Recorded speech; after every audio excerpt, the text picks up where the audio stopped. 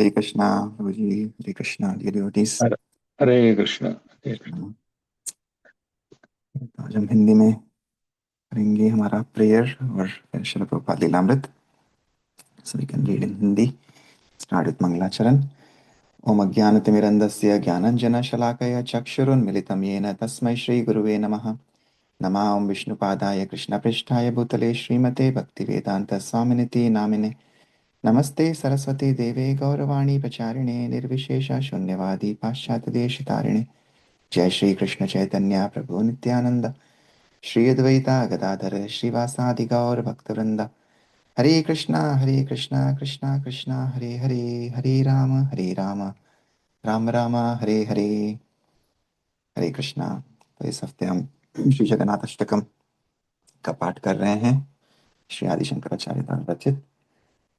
पहले हम इसको गाएंगे और फिर इसका ट्रांसलेशन पढ़ेंगे। कदाचित् कालिन्दी तटविपिन संगीत करवो, मुदाभीरी नारी वदन कमला स्वाद मधुपः। रमा शम्भु ब्रह्मा मरपति गणेशाच्युतपदो, जगन्नाथः स्वामी नयन पथगामी भवतु मे। भुजे सव्ये वेणुं शिरसि शिखिपिच्छं कटितटे, दुकूलं नेत्रान्ते सहचरकटाक्षं विदधते। सदा श्रीमद्वृन्दावनवसतिलीलापरिचयो, जगन्नाथः स्वामी नयनपथगामी भवतु मे। महाम्बोधेस्तीरे कनकरुचिरे नीलशिखरे, वसन् प्रासादान्तः सहजबलभद्रेण बलिना, सुभद्रामध्यस्थः सकलसुरसेवावसरदो, जगन्नाथः स्वामी नयनपथगामी भवतु मे। कृपापारावारः सजलजलदक्षेण रुचिरो, रमावाणी रामः स्फुरदमलपङ्केरुहमुखः। सुरेन्द्रैराराध्यः श्रुतिगणशिखागीतचरितो, जगन्नाथः स्वामी नयनपथगामी भवतु मे। रथारूढो गच्छन् पथिमिलितभूदे वपटले, स्तुतिप्रादुर्भावं प्रतिपदमुपाकर्ण्य सदयः। दयासिन्धुः बन्धुः सकलजगतां सिन्धुसुतया, जगन्नाथः स्वामी नयनपथगामी भवतु मे। परब्रह्मापीडः कुवलयदलोत्फुल्लनयनो, निवासी नीलाद्रौ निहितचरणो, नन्तशिरसि रसानन्दो राधा सरसौर्वपु रालिङ्गनसुखो, जगन्नाथः स्वामी नयनपथगामी भवतु मे। न वै याचे राज्यं न च कनकमाणिक्यविभवम्, न याचेऽहं रम्यां सकलजनकाम्यां वरवधूं। सदा काले काले प्रमथपतिनागीतचरितो, जगन्नाथः स्वामी नयनपथगामी भवतु मे। हर त्वं संसारं द्रुततरमसारं सुरपते, हर त्वं पापानां विततिम् अपरां यादवपते। अहो दीनेनाथे निहतचरिणो निश्चितमिदम्, जगन्नाथः स्वामी नयनपथगामी भवतु मे। जगन्नाथाष्टकं पुण्यं यः पठेत् प्रयतः शुचि, सर्वपापविशुद्धात्मा विष्णुलोकं स गच्छति। हरे कृष्णा कृष्ण कृष्ण हरे हरे, हरे राम राम राम हरे हरे। श्री जगन्नाथ अष्टकम की जय। श्री आदि शंकराचार्य की जय। जगत पुरुष प्रभुपाद की जय। ओके, हिंदी में कोई अनुवाद पढ़ना चाहेगा श्री जगन्नाथ अष्टकम का? मैं पढ़ लूं प्रभु जी? हाँ जी माता जी, यस। Thank you. अनुवाद। कभी कभी भगवान जगन्नाथ अत्यंत प्रसन्न होकर यमुना तट के उपवनों में अपनी बांसुरी की ऊंची ध्वनि करते हैं।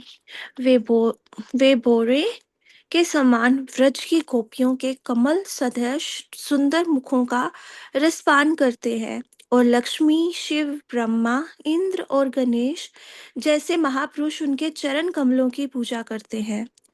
वे जगन्नाथ स्वामी मेरे दर्शन के पात्र बने। भगवान जगन्नाथ अपने बाएं हाथ में बांसुरी धारण किए रखते हैं, सिर पर मोर पंख और कमर पर उत्तम पीले रेशमी वस्त्र धारण करते हैं। अपनी आंखों की कोरों से वे अपने प्रिय भक्तों की पर तिरछी दृष्टि डालते हैं और अपने दिव्य धाम वृंदावन में अपनी लीलाओं के माध्यम से सदैव स्वयं को प्रकट करते हैं। वे जगन्नाथ स्वामी मेरे दर्शन के पात्र बने। महासागर के तट पर चमकदार स्वर्णिम नीलकंठ नीलकंठ पर्वत के शीर्ष पर एक विशाल महल है। भगवान जगन्नाथ अपने शक्तिशाली भाई बलभद्र और अपनी बहन सुभद्रा के साथ विराजमान है, जो उनके बीच विराजमान है। वे जगन्नाथ स्वामी जो सभी देवात्माओं को भक्ति का अवसर प्रदान करते हैं, मेरे दर्शन के पात्र बने। भगवान जगन्नाथ दया के सागर हैं और काले बादलों की कतार के समान सुंदर हैं। वे लक्ष्मी और सरस्वती के लिए आनंद के भंडार हैं और उनका मुखमंडल निष्कलंक, पूर्ण, विकसित कमल के समान है। श्रेष्ठ देवता और ऋषिगण उनकी आराधना करते हैं और उपनिषद उनकी महिमा का गान करते हैं। वे जगन्नाथ उनके पात्र बने। जब भगवान जगन्नाथ अपनी रथ यात्रा पर मार्ग में चलते हैं, तो हर कदम पर ब्राह्मणों की विशाल सभाएं जोर जोर से प्रार्थना करती हैं और उनकी प्रसन्नता के लिए गीत गाती हैं। उनके भजन सुनकर भगवान जगन्नाथ उन पर अत्यंत कृपालु हो जाते हैं। वे दया के सागर और समस्त लोगों के सच्चे मित्र हैं। वे जगन्नाथ स्वामी अपनी पत्नी लक्ष्मी सहित जो अमृत सागर से उत्पन्न हुई है, मेरे दर्शन के पात्र बने। भगवान जगन्नाथ जिनके नेत्र पूर्ण विकसित कमल की पंखुड़ियों के समान है, ब्रह्मा जी के मस्तक पर सुशोभित है। वे नीलकंठ पर्वत पर विराजमान है और उनके चरण कमल अनंत देव के मस्तक पर रखे हैं। प्रेम की मधुरता से अभिभूत होकर वे आनंद पूर्वक श्रीमती राधा रानी के शरीर का आलिंगन करते हैं, जो शीतल सरोवर के समान है। वे जगन्नाथ स्वामी मेरे दर्शन के पात्र बने। मैं ना तो राज्य की प्रार्थना करता हूँ, ना ही सोना, मानक, माणिक्य या धन की। मैं सभी पुरुषों की तरह सुंदर पत्नी की कामना नहीं करता।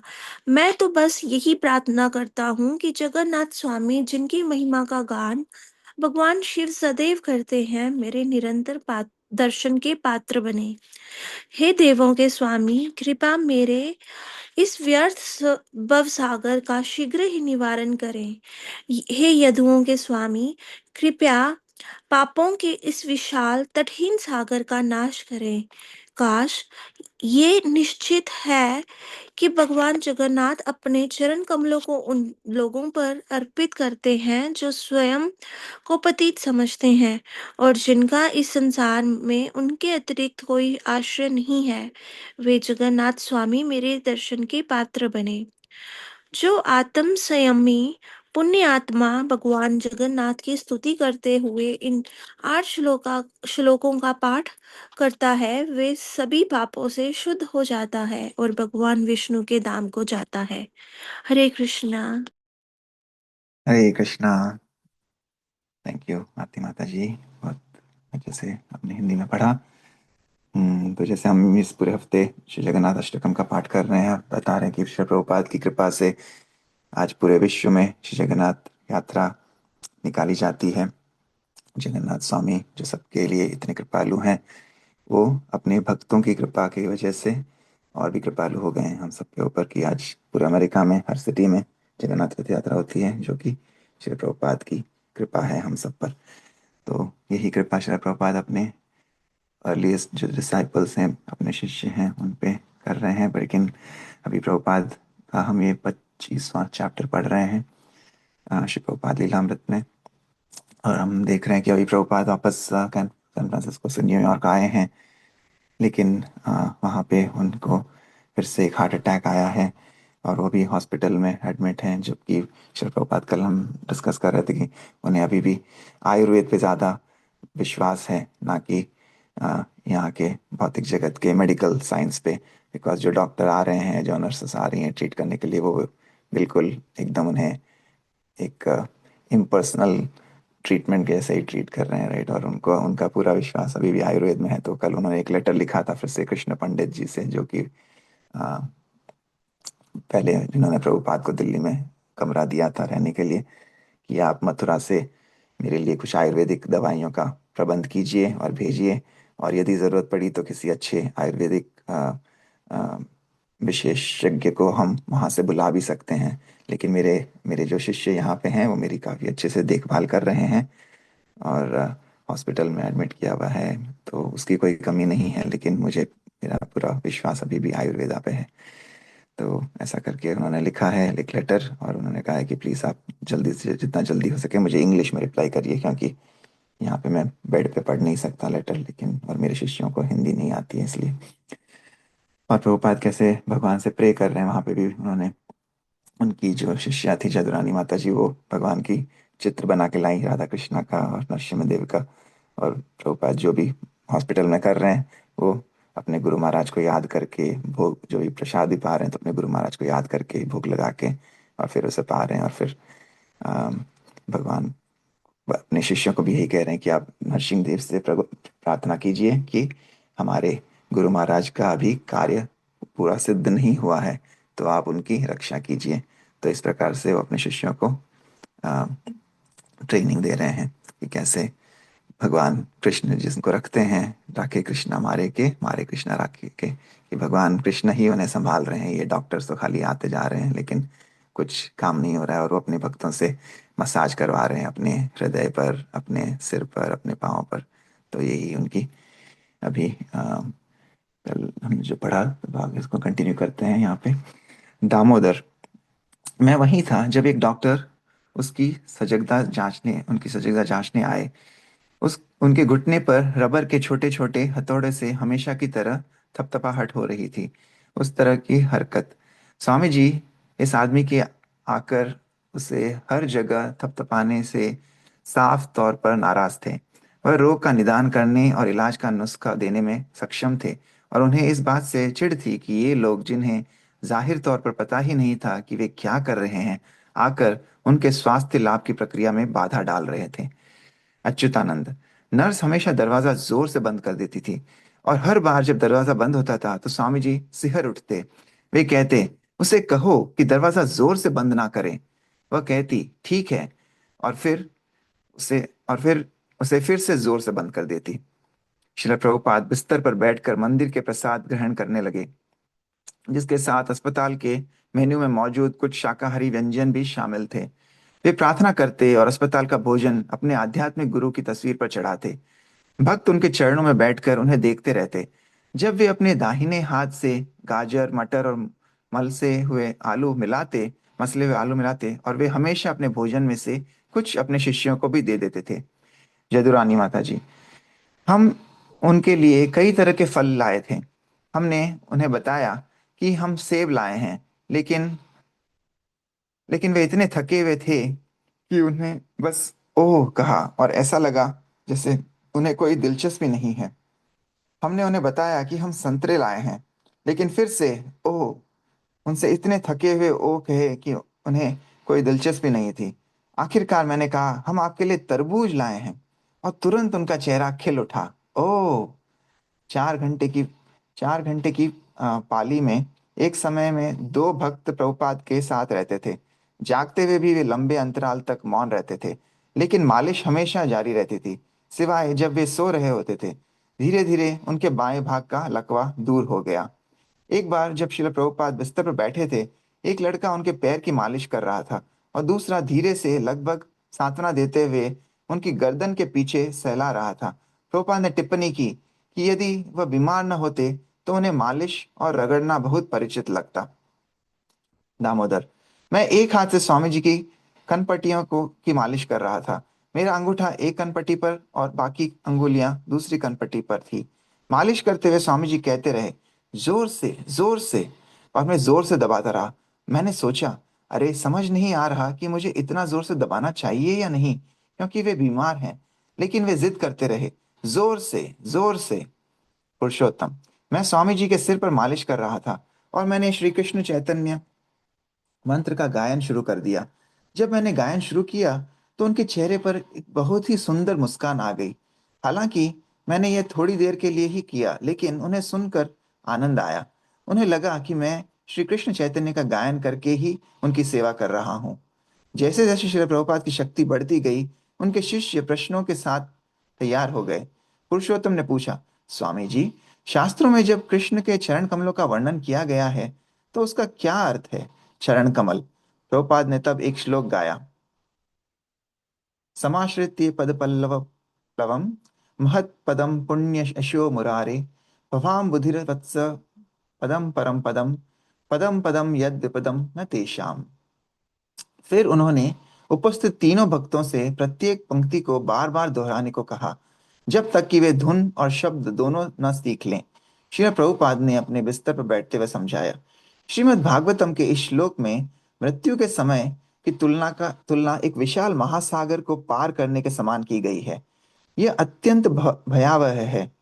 व्यक्ति नहीं जानता कि अगले जन्म में वह कहाँ जाएगा और इस भौतिक संसार में पग पग पर खतरा है। परंतु जिसने भगवान कृष्ण के चरण कमलों की शरण ले ली है, उसके लिए जन्म मृत्यु का वह विशाल भयावह सागर बछड़े के खुर के निशान के समान कीचड़ में सिमट कर रह जाता है। खतरा है, परंतु भक्त को इसकी परवाह नहीं है। जैसे यदि कोई सज्जन गाड़ी में सवार होकर जा रहा हो और वह एक छोटे से गड्ढे के पास से गुजरे तो वह उसे तुच्छ समझता है। तो क्या वह तो क्या अब तुम्हें समझ आया कि चरण कमलों का क्या अर्थ है? यह स्पष्ट था। फिर पुरुषोत्तम ने एक और प्रश्न पूछा, लोग ऐसा क्यों कहते हैं कि ईश्वर का कोई नाम नहीं है? श्रील प्रभुपाद ने उत्तर दिया कि चूंकि ईश्वर ही सब कुछ है, तो उनका कोई नाम क्यों नहीं होना चाहिए? उन्होंने कहा, दरअसल सभी नाम कृष्ण का वर्णन करते हैं। प्रभुपाद ने पुरुषोत्तम से पूछा कि दीक्षा से पहले उसका नाम क्या था? पॉल, उसने कहा। पॉल का क्या मतलब है? प्रभुपाद ने पूछा। इसका मतलब है थोड़ा। हाँ, प्रभुपाद ने कहा, वह कृष्ण है, वह छोटे से भी छोटे हैं। तब सत्स्वरूप ने अपना नाम स्टीफन बताया, जिसका अर्थ है मुकुट। हाँ, प्रभुपाद ने उत्तर दिया, कृष्ण राजा हैं। लेकिन चर्चाएं कम ही होती थी। आमतौर पर घंटे शांत होते थे। प्रभुपाद आराम करते थे और उनके भक्त उनके बिस्तर के विपरीत दिशा में कुर्सियों पर बैठकर अपनी माला पर धीरे से पाठ या जाप करते थे। एक दोपहर देर से जब मैनहट्टन का आकाश गोधूली बेला में बदल गया, प्रभुपाद 1 घंटे तक मौन रहने के बाद उठे और बोले, मैं कृष्ण को नहीं जानता, लेकिन मैं अपने गुरु महाराज को जानता हूँ। एक दिन ब्रह्मानंद प्रभुपाद को न्यूयॉर्क मंदिर की आर्थिक स्थिति का एक छोटा सा ब्यौरा देने लगे। विस्तृत विवरण देते समय ब्रह्मानंद अचानक रुके, प्रभुपाद की ओर देखा और बोले, क्या आप चाहते हैं कि मैं आपको पूरी जानकारी बताऊं? मुझे लगा था कि आप चाहेंगे कि मैं आपको बताऊं। मेरा मतलब है, आपको पता होना चाहिए। प्रभुपाद ने उत्तर दिया कि अगर ब्रह्मानंद बिना उनकी जानकारी के सब कुछ संभाल सकते हैं तो कोई बात नहीं।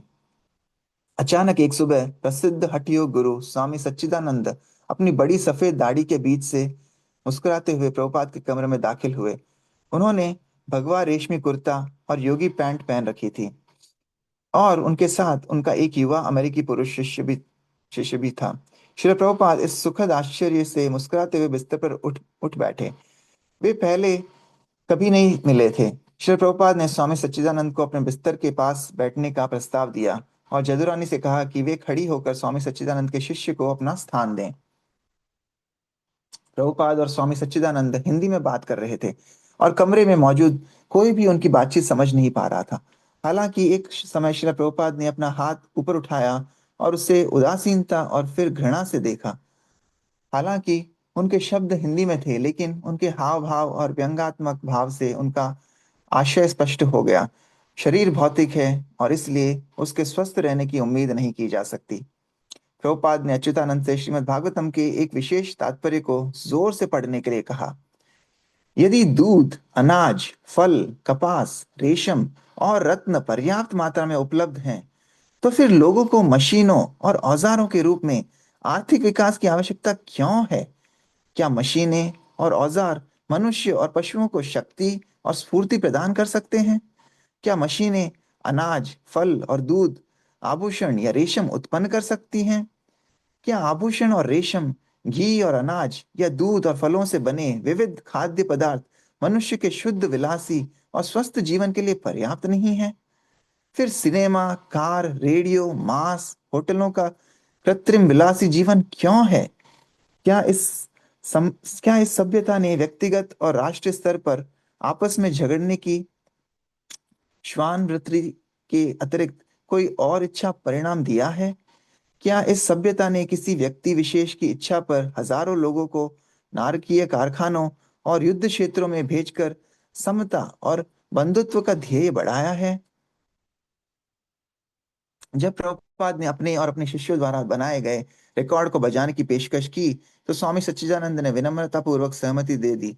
लेकिन जब प्रभुपाद ने रिकॉर्ड का दूसरा पक्ष बजाने की पेशकश की, तो स्वामी सच्चिदानंद ने कहा कि उन्हें जाना होगा।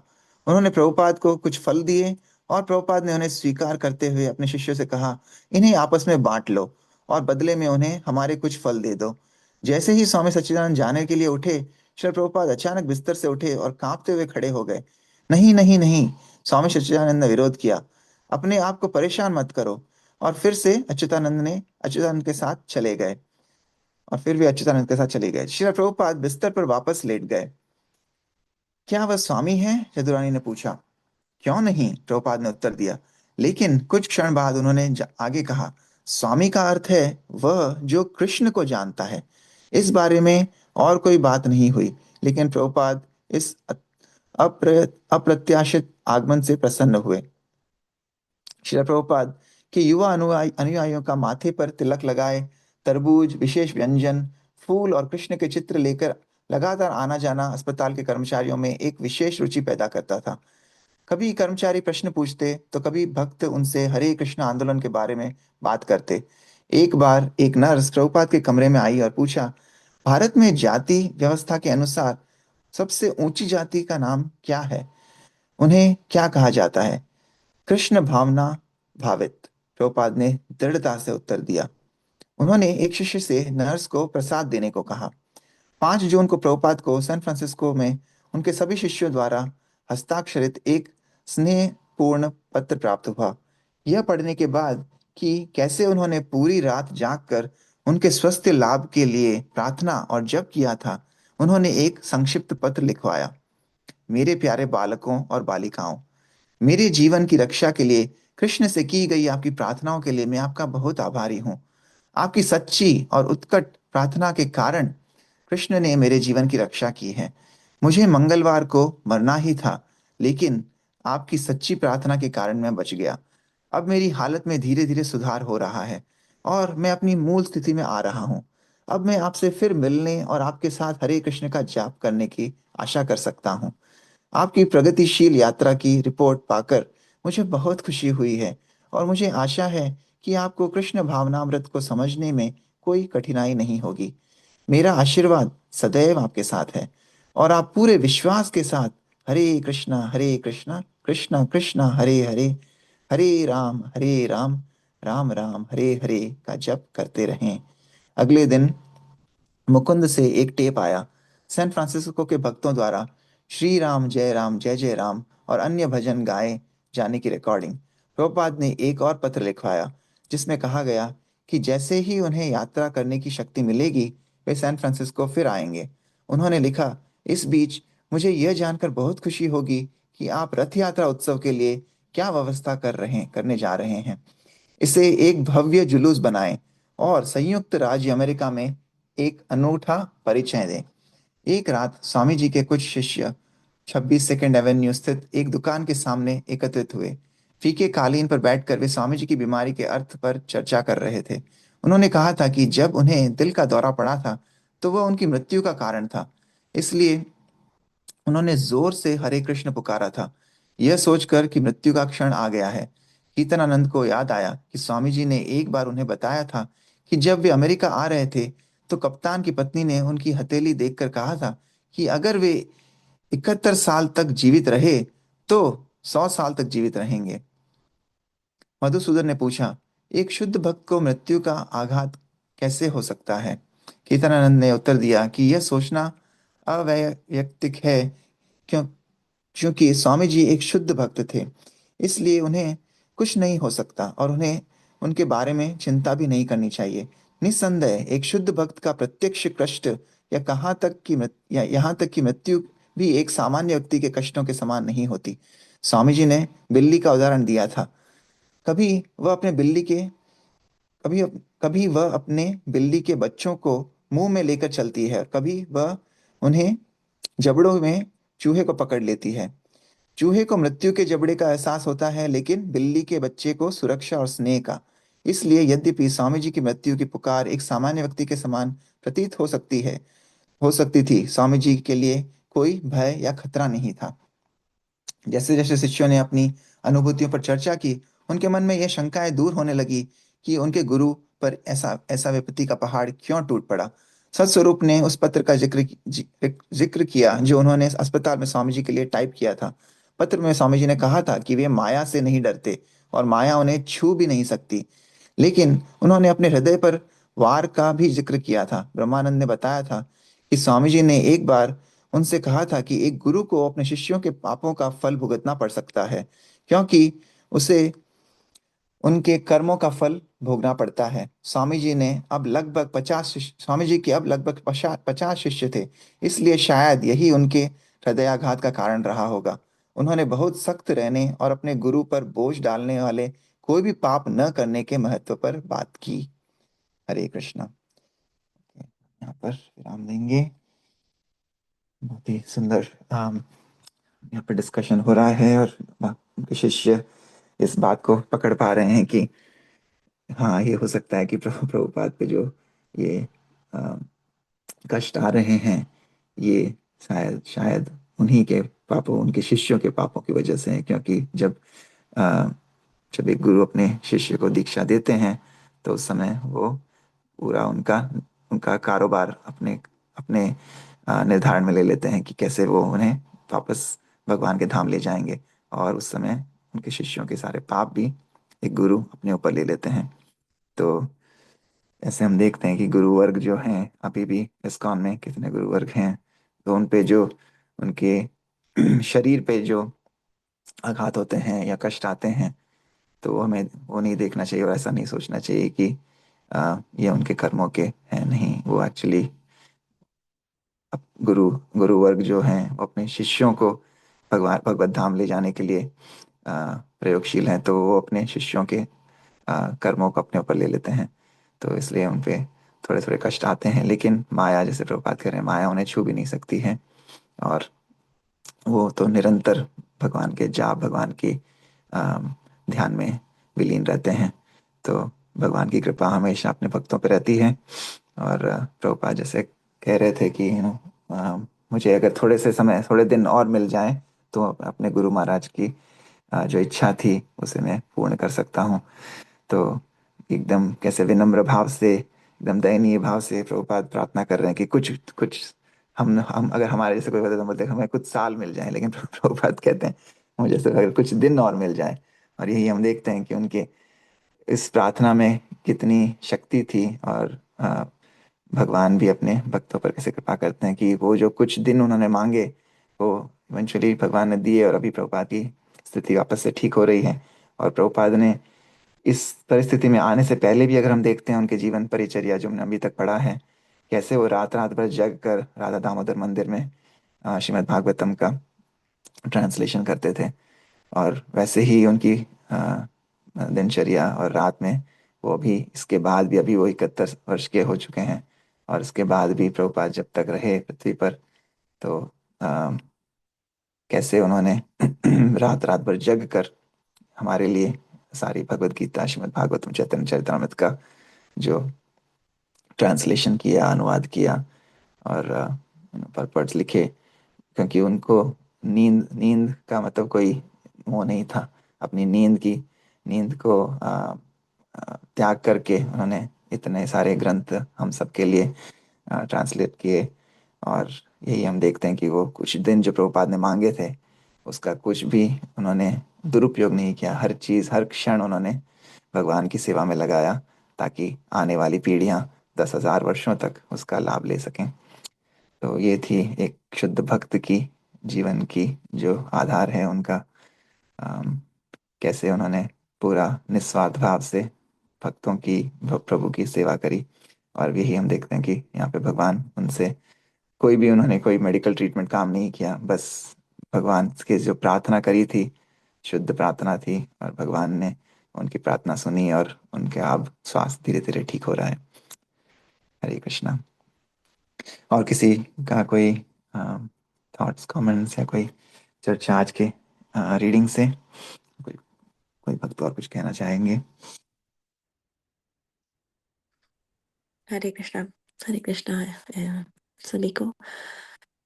एक अच्छी बात मुझे लगी जब प्रभुपाद ने अपना हाथ देखते हुए, जब वो सच्चिदानंद महाराज से बात कर रहे थे, स्वामी से बात कर रहे थे, और तो उन्होंने बताया था कि जो ये हमारा भौतिक शरीर है, ये सिर्फ कष्ट भोगने के लिए है। इसको ऐसे अज्यूम करना, आशा करना कि ये कभी स्वस्थ रहेगा, 100% इट्स नॉट पॉसिबल। और ये सब चीज़ें हम देखते हैं कि कुछ ना कुछ लगा हुआ रहता है। तो मैं भी ये रियलाइज कर रही थी कल ही कि जो हमें ये बॉडी मिली है, वो बेसिकली हम बहुत कुछ करते हैं कि इसको हेल्दी रखें, बट थोड़ा सा कुछ होता है, और हम या हमारे जो क्लोज वंस हैं, हम देखते हैं कि कुछ ना कुछ तो चलता ही रहता है, सफरिंग्स चलती रहती है। तो बेसिकली ये बॉडी जो हमें मिली है, मटेरियलिस्टिक भौतिक शरीर जो मिला है, वो कष्ट भोगने के लिए मिला है, ना कि सुख भोगने के लिए। तो ये बहुत क्लियर है कि हमें ये हम ये बॉडी नहीं है, और हमें ये मिली है कि हम कष्ट भोग सके, ना कि सुख भोग सके। तो बेसिकली हमको ये बॉडी छोड़ के जब जाना है भगवान के पास, तो I was just realising it yesterday कि ये बहुत स्ट्रांग चीज़ है कि ये बॉडी छोड़ के जब हम भगवान के पास जाएंगे, तो हम ज़्यादा सुखी होंगे, ना कि दुखी होंगे। तो इटर्नल हैप्पीनेस।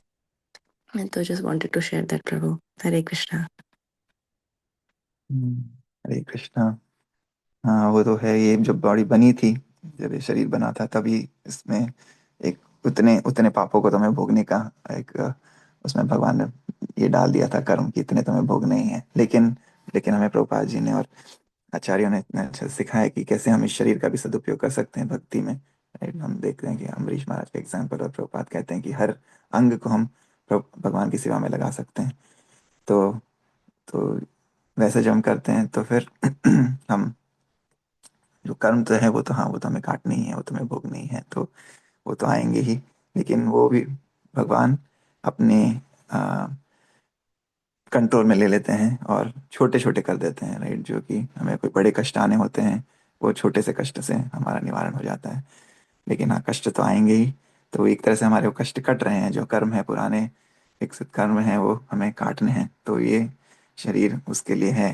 लेकिन हाँ, भगवान उन कष्टों को अपने संरक्षण में ले लेते हैं। और जैसे यहाँ प्रभुपाद को भी कष्ट तो है ही, लेकिन कैसे वो बता रहे हैं कि इस एग्जाम्पल से हम देख रहे हैं कि कष्ट भी भगवान ही उनका निवारण कर रहे हैं। डॉक्टर, मेडिकल साइंस कुछ कोई काम नहीं कर पा रही है। बस वो जो मसाज प्रभुपाद के शिष्य कर रहे हैं, उसी से उनका स्वास्थ्य ठीक हो गया। फिर से जो प्रेयर्स उन्होंने की, जो जप और जो मंत्र किया, उससे उनका निवारण हुआ। तो हाँ, that is true what you said, yes, we have to, this body will have to suffer little bit, लेकिन वी कैन स्टिल डवटेल।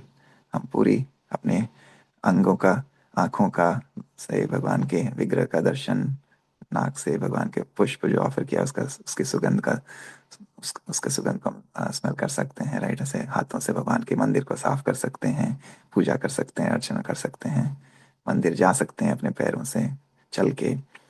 तो उस तरह से सभी अंगों को भक्ति में हमें उनका सदुपयोग करना चाहिए। Hare Krishna. Thank you. Anybody else, किसी का कुछ शेयर करना है? हरि प्रभु, क्षमा करुणा माता जी, आरती माता जी, नंद कुमार प्रभु।